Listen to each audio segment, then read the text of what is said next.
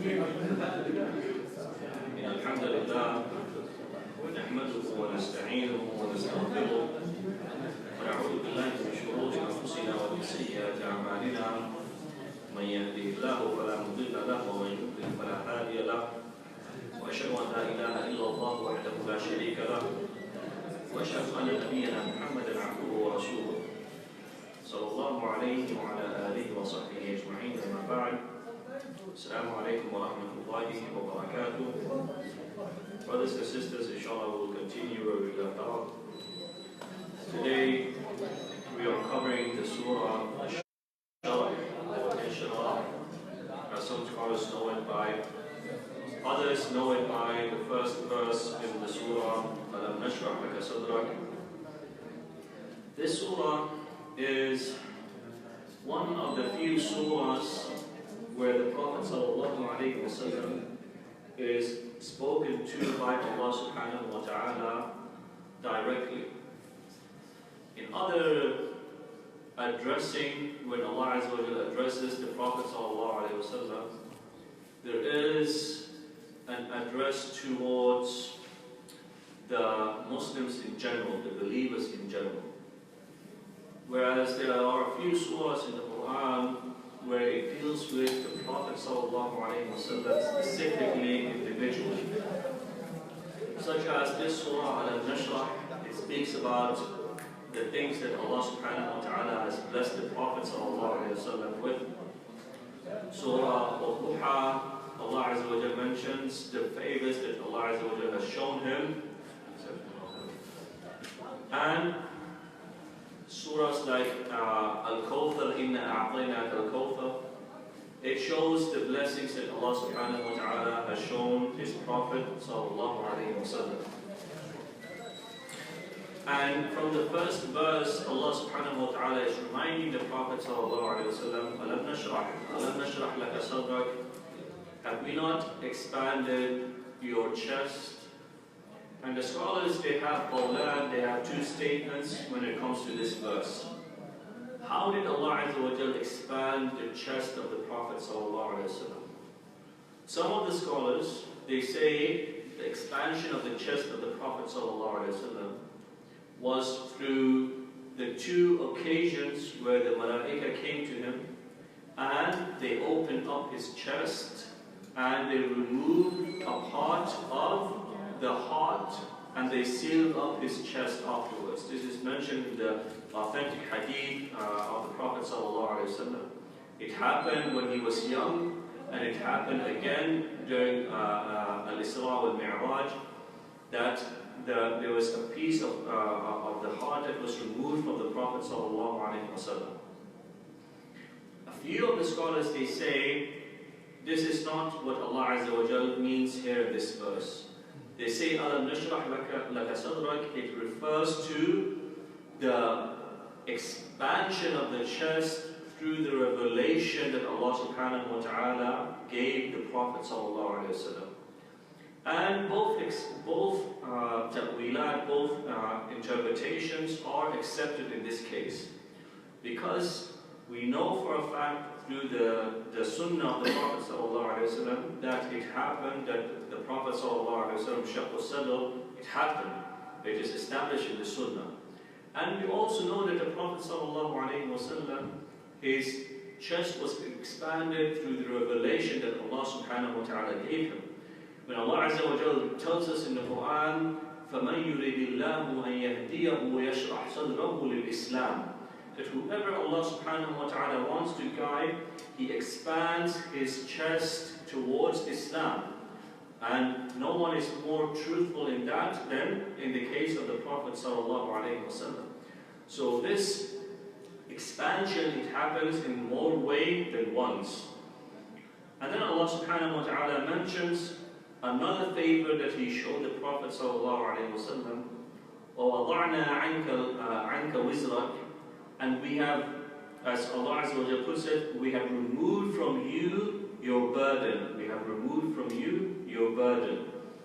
And then this wizard that is mentioned, some of the scholars, they've asked the question, are the Prophet, the Anbiya, Ma'sumun, are they free from sin completely? And perhaps the best answer that some of the scholars have given is that the Anbiya are ma'sumun in a sense. Not generally, because we know that the Prophet ﷺ told us, كُلُّ بَنِي آدَمَ خَطَّاء, that every single son of Adam, every human being commits mistakes. However, the isma that Allah subhanahu wa ta'ala gives to the prophets is through the direct revelation, through the direct revelations. Every time a prophet makes a mistake, Allah subhanahu wa ta'ala is there to guide the prophet towards the thing that is more correct. And we will see many times throughout the Quran and throughout the Sunnah, time and time again, where the humanity of the Prophet ﷺ is shown and the divine revelation is there to correct.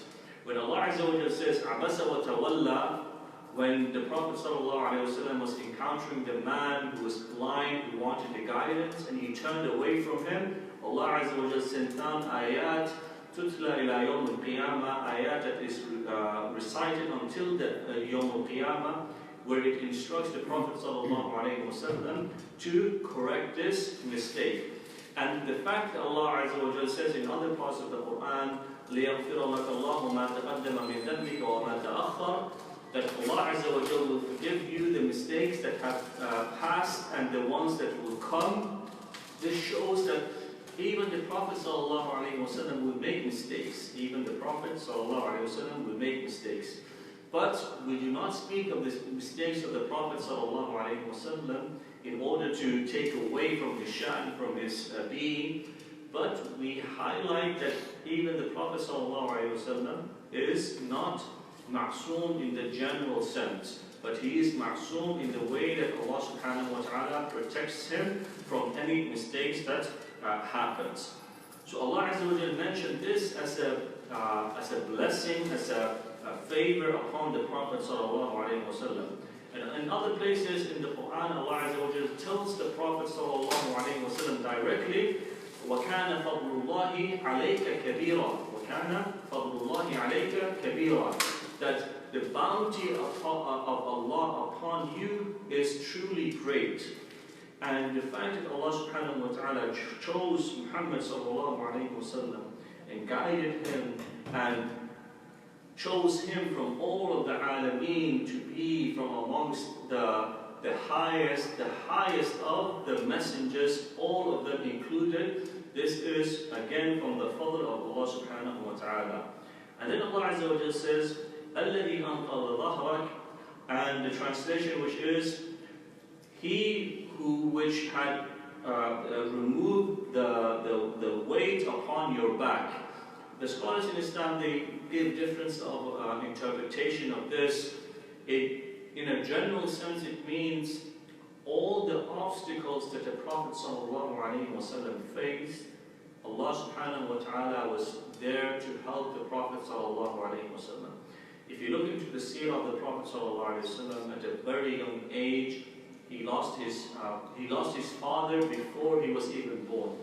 And he was born as an orphan. On top of that, his mother passed away shortly afterwards.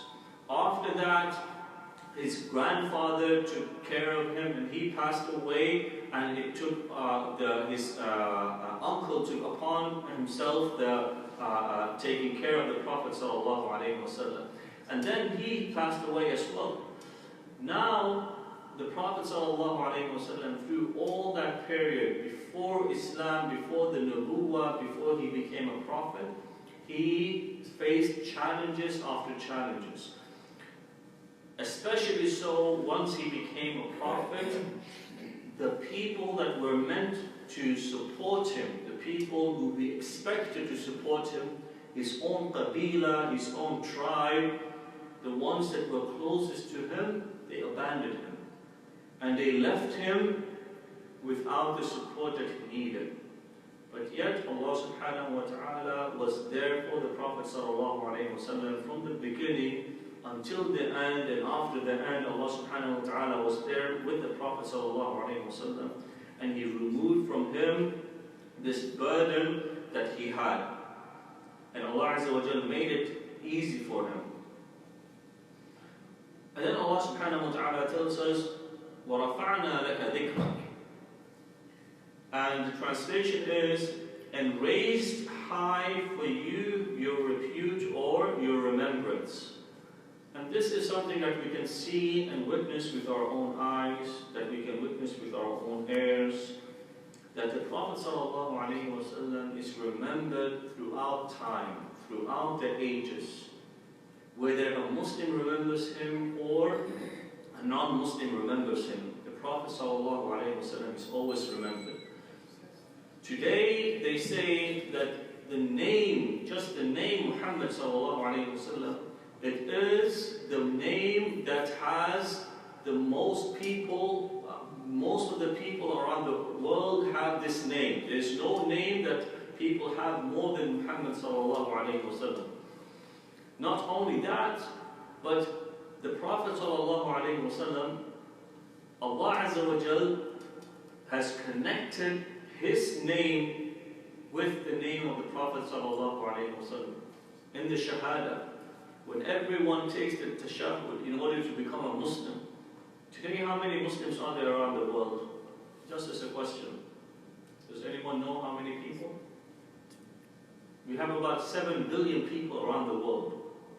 Out of those 7 billion, how many do you think are Muslims? 1.5? 1.8?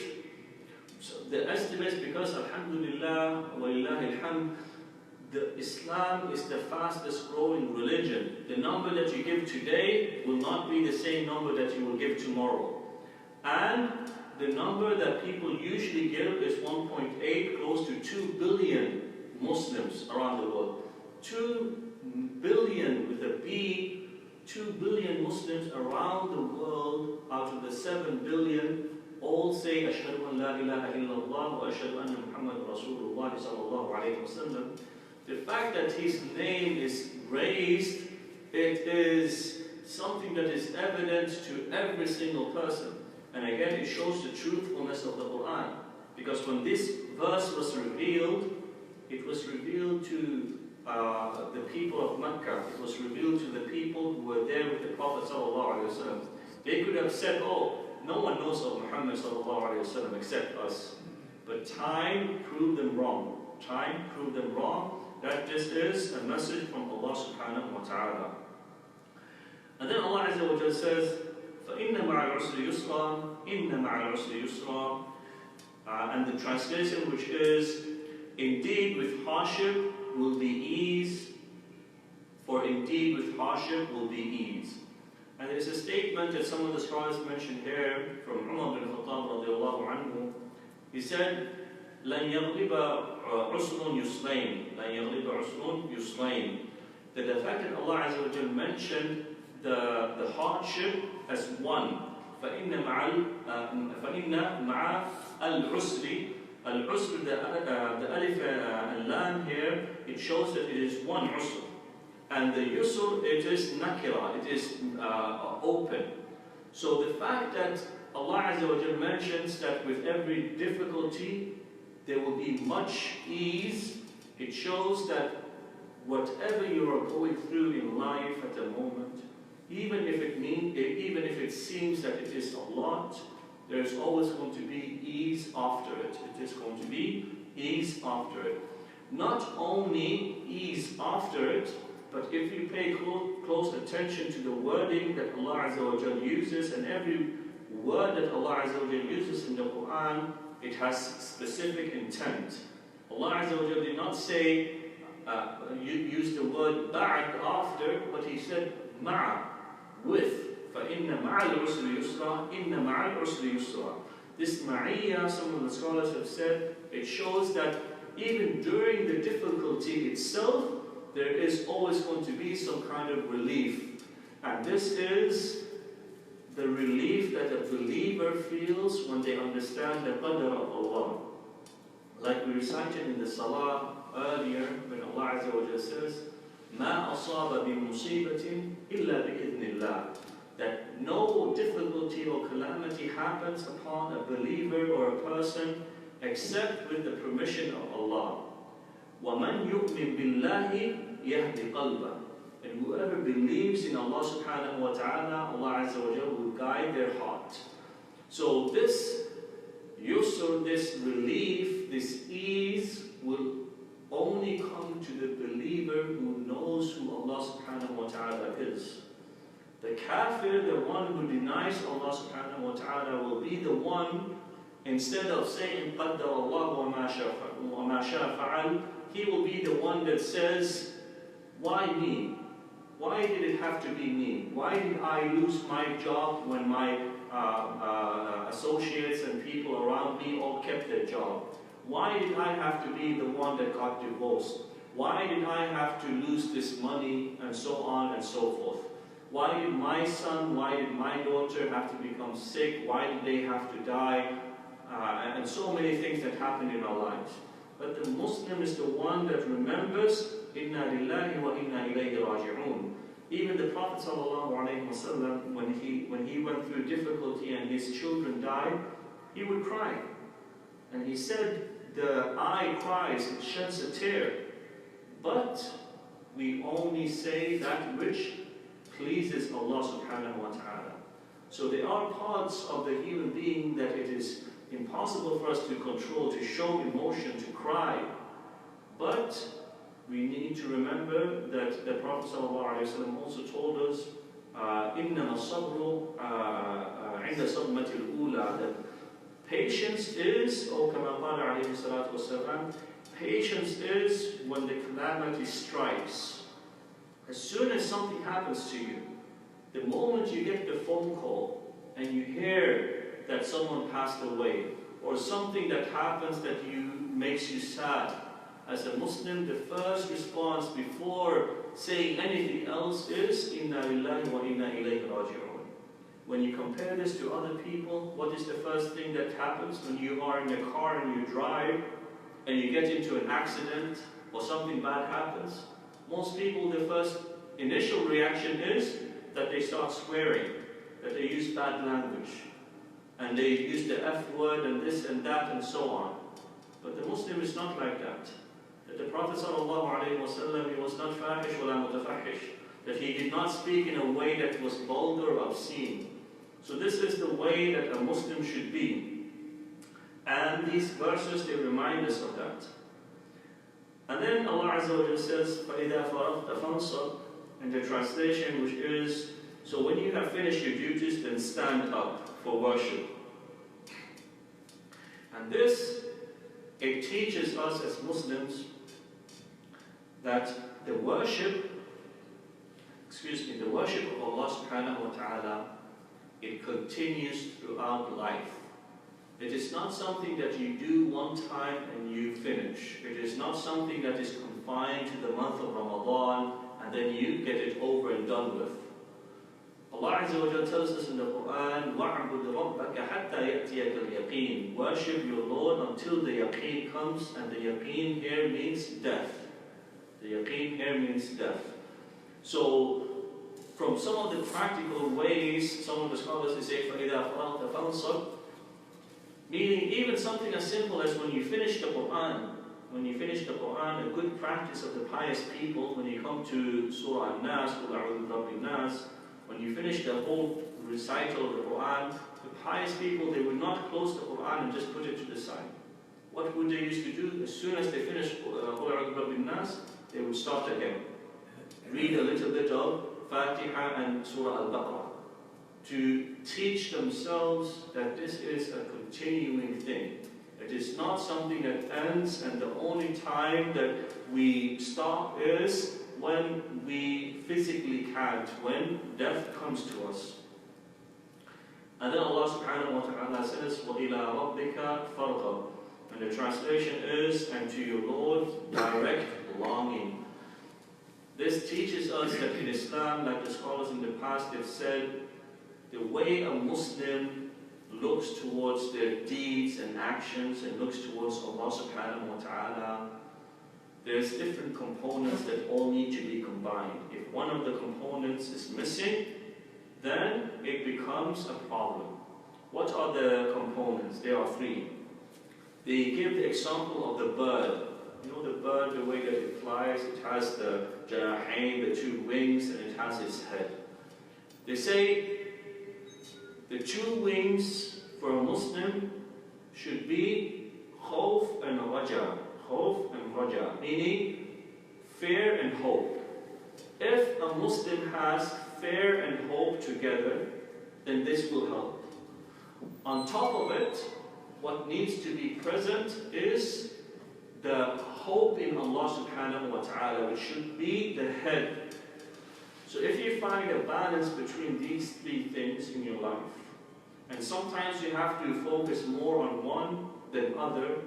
Let's say you fall short in your duties to Allah subhanahu wa ta'ala, you don't pray on time, you don't do the things that you need to do, then you should lean more towards the accountability. Then you should know in Allah Shadid al-Iqab, that Allah Azza wa Jal is very strict when it comes to punishment. You should not be relying and saying in Allah Ghafur Rahim, because this is not the time. You want to straighten yourself, you want to set the balance. The same way, if the opposite is true, let's say a person is about to die, they're on their deathbed. The scholars in Islam, they say at this moment, you lean towards the mercy of Allah subhanahu wa ta'ala. And you hope in the mercy of Allah subhanahu wa ta'ala. You don't lose hope in Allah Azza wa Jal. And you will see many of the people, some of the sects, the different groups that have gone astray, they've relied on one side more than the other. They've relied on one side more than the other. For example, the Khawarij. They say that they emphasize the punishment of Allah Azza wa Jal. And they will tell you that whoever commits a kabira, he will be khalidun mukhalladun fi an-nar. And they only mention that Allah will punish people, so that they lost hope in Allah Azza wa Jal. And you will find other people like the Murji'ah that they will say, as long as you say La ilaha illallah, there's no such thing as ma'siyah. The ma'siyah doesn't have effect on the iman. But for the Muslim, you find the balance. The people who follow the Quran and the Sunnah, they find the balance. You lean on the hope of Allah and find the balance, the fear of Allah, and throughout all of it you have the hope in Allah Azza wa Jal. So this is, in short, the translation or the tafsir of this surah. One point to emphasize again, this inshirah of the sadr, the expansion of the heart, is something that the Prophets ﷺ used to ask Allah subhanahu wa ta'ala for. The story of Musa alayhi salam, where he says, Rabbi shrah li sadri. He mentions it specifically. He says, Rabbi shrah li sadri, oh my Lord, expand my chest. Because if your chest is expanded, then it makes your task easier. And we all know that when you are worried, when you are distracted, it becomes difficult for you to focus on the task. When a person is depressed, he can't focus on anything.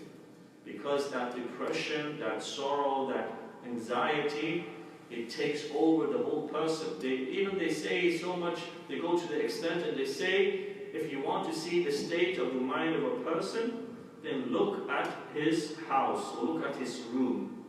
If the room is cluttered, if everything is in different places, then this is a reflection of the person's mind. The same thing for the office. If you look at a person's office and you see that everything is all around the place, then this is a reflection on the mindset of the person. So this openness of the chest, it is something that the Prophets ﷺ used to make dua for Allah, or to Allah. And this verse here, it says, Alam nashrah laka sadrak. Allah Azza wa Jalla is affirming that He expanded the heart of the Prophet ﷺ to make the task for the Prophet ﷺ easier. So inshallah we will stop here.